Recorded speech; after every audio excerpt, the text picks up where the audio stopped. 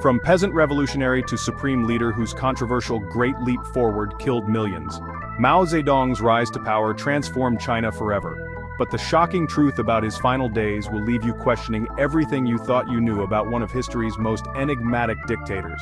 Mao Zedong was born in the village of Shaoshan, Hunan province in 1893.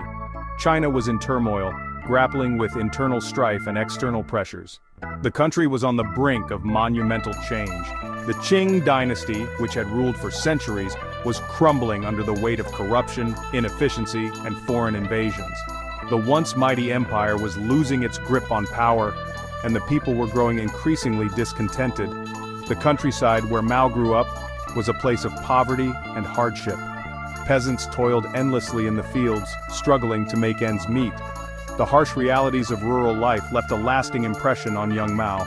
This experience would deeply shape his worldview. The struggles and injustices he witnessed fueled his desire for change and ignited a revolutionary spirit within him. Even as a young boy, Mao displayed a strong will and a thirst for knowledge. He was an avid reader, devouring books on history, politics, and philosophy. His intellectual curiosity set him apart from his peers. He clashed with his strict father but excelled in his village school. His father, a stern and traditional man, often imposed rigid discipline.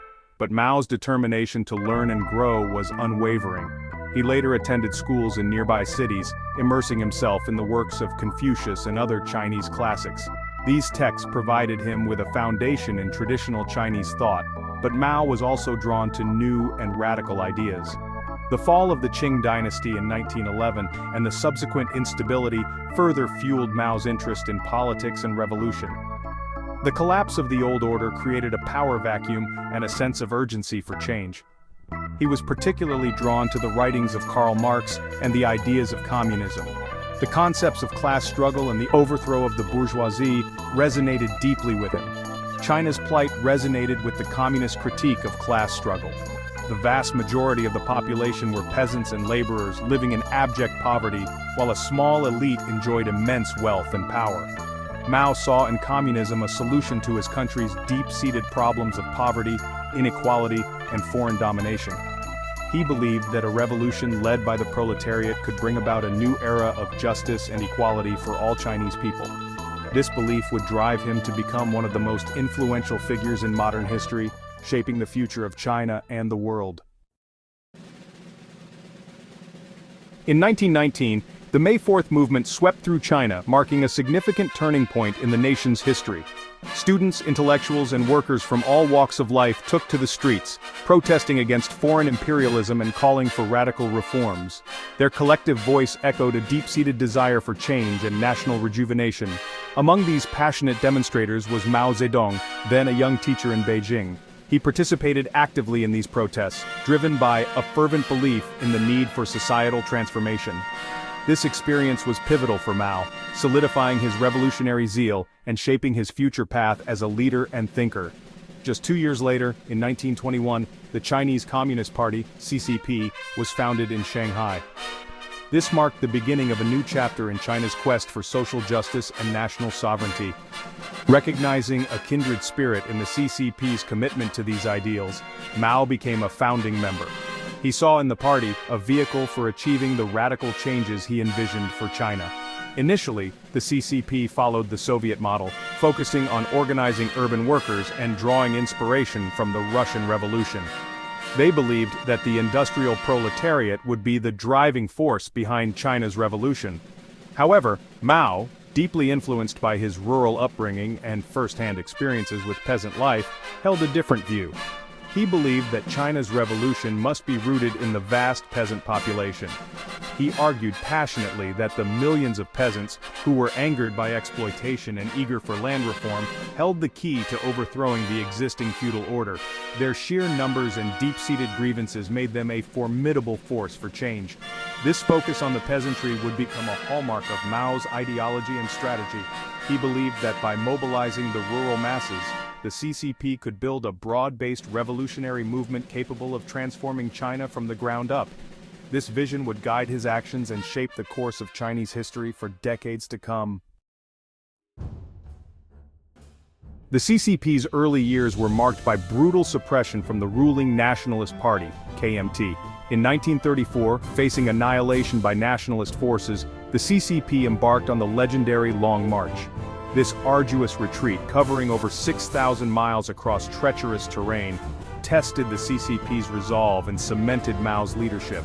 During the Long March, Mao emerged as a skilled military strategist and a charismatic leader. He rallied the demoralized troops, outmaneuvered the pursuing enemy, and secured safe haven in the remote Shanxi province. The Long March, while a strategic retreat, became a testament to the communists' endurance and their commitment to the cause.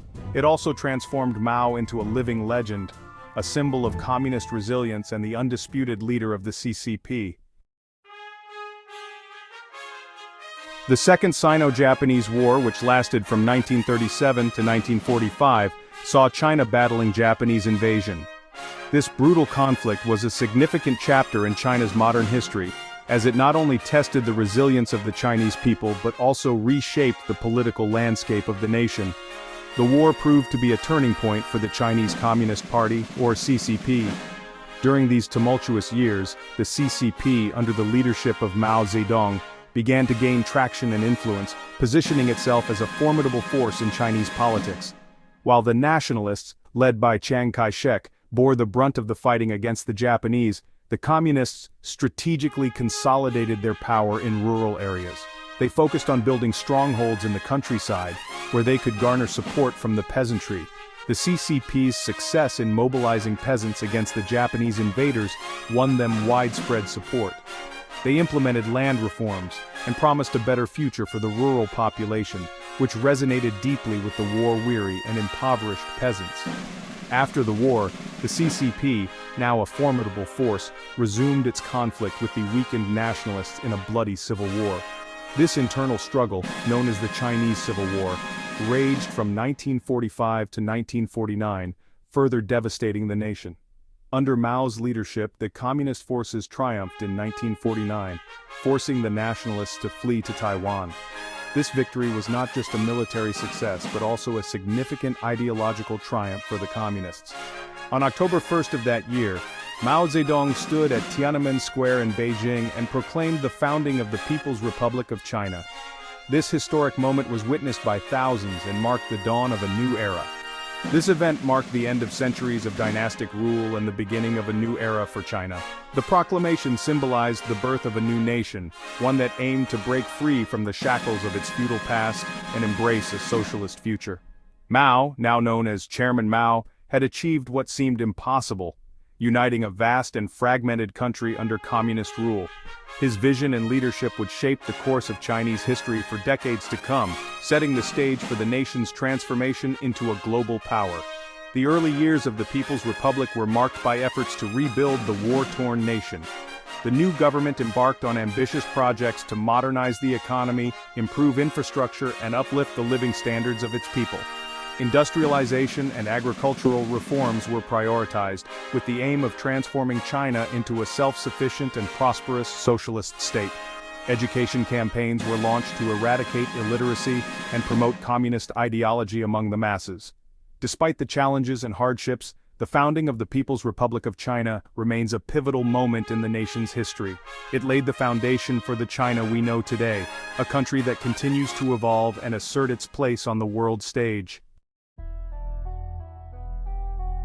Mao Zedong's ideology, which came to be known as Maoism, was a distinct interpretation of Marxism-Leninism adapted to Chinese conditions. Maoism emphasized the revolutionary potential of the peasantry, the importance of continuous revolution, and the need for ideological purity. Mao believed that even after a socialist revolution, capitalist elements and bourgeois thinking could re-emerge within the party and society. This required constant vigilance and periodic campaigns to purge these counter-revolutionary influences.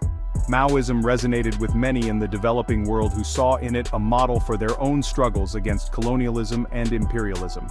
Mao's emphasis on armed struggle, peasant mobilization, and self-reliance appealed to revolutionaries in Asia, Africa, and Latin America. During the 1960s and 1970s, Maoism became a global ideological force, inspiring revolutionary movements and challenging the West's dominance.